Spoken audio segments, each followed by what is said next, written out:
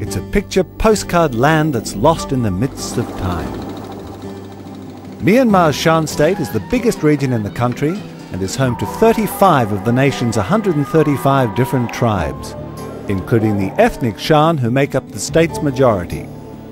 The leg rows of beautiful Inle Lake, the floating markets and gardens, and the spectacular local festivals were just a few of the reasons why I travelled to this unique place.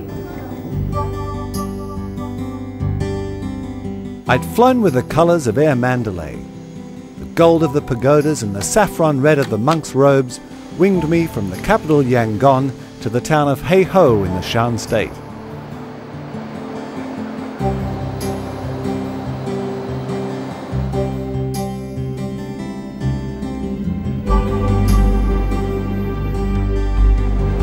From up high I gazed at green plains and the expanse of this mountain estate that encompasses almost a quarter of Myanmar's geographic area.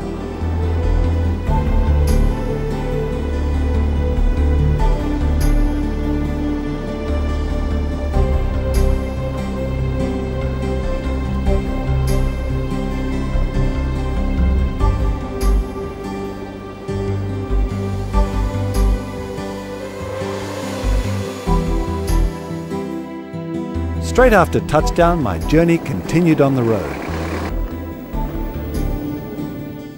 We've just landed at Hay Ho Airport in Shan State.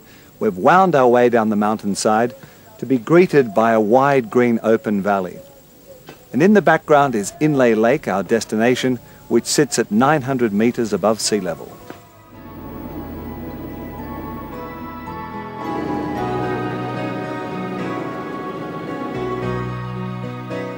The dusty drive first took me to a 19th century monastery.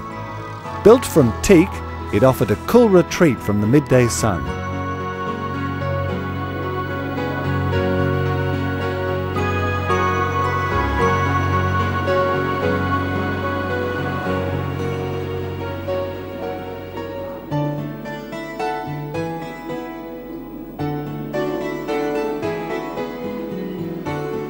From behind unique oval windows, some of the faces of Myanmar watched me walk by.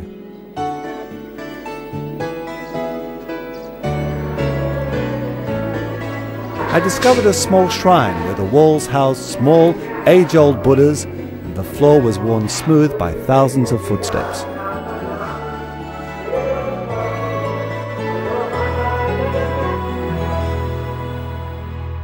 The road continued to Inle Lake, one of the most dramatic locations in this state. 11.5 miles long and 4.5 miles wide, it's flanked by high hills on two sides.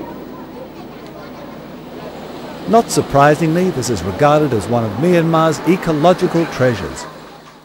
A stunning wetland that's rich with floating gardens, diverse wildlife, vast reed beds and meandering canals. One wide channel emerges from the town of Nang Shui, on the northern end of the lake. From here I ventured past the raised teak and timber houses that cluster on the lake.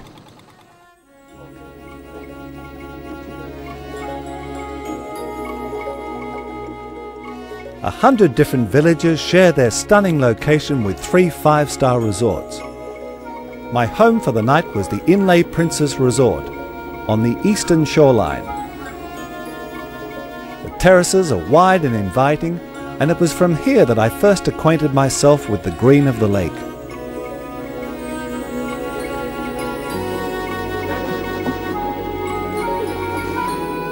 The sun sank to the call of the resident geese, local guardians who chase away the snakes.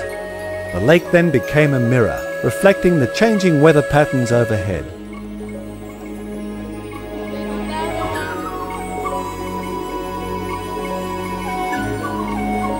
My room beckoned. The decor includes local handicrafts and fabrics. The floor actually hangs out over the water, and wide windows catch the breeze.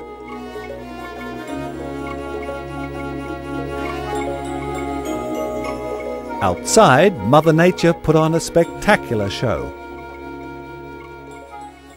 This is the Inle Princess Resort, one of 3 resorts on the lake. and it's incredible. You can just come out on your balcony and enjoy the sunset.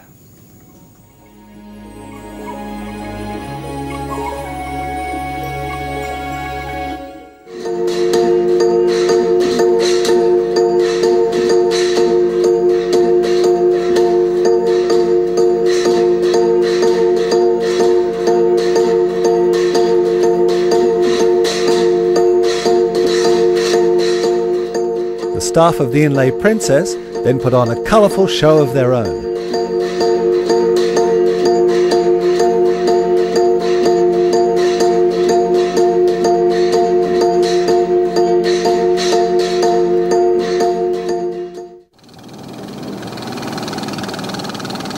I was early to rise the next morning, joining the fishermen and the townspeople who were on their way to one of Shan State's most holy festivals, the Pong Do U Buddhist Festival of the Lake. It involves the towing of 4 12th century Buddha statues from village to village, temple to temple around the lake.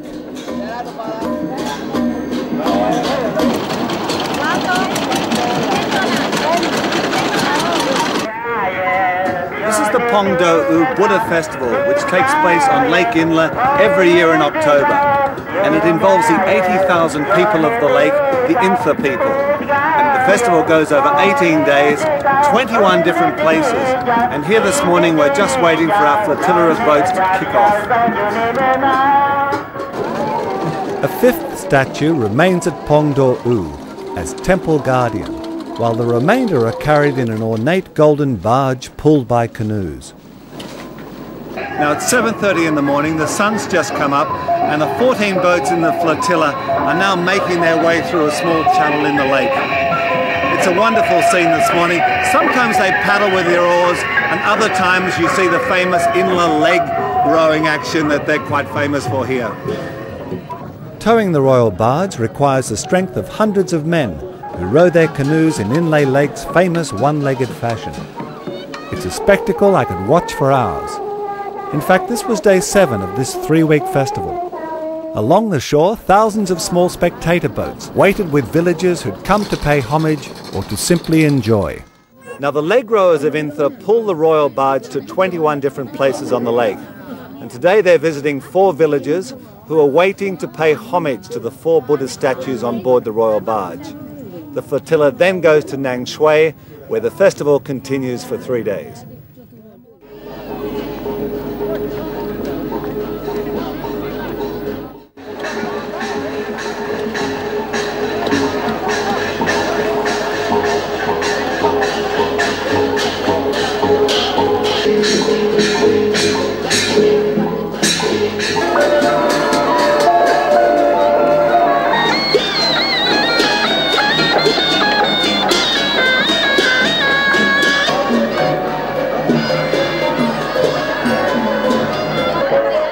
The flotilla emerged through the long reeds at Nang Shui village, where the festival would remain for 3 days.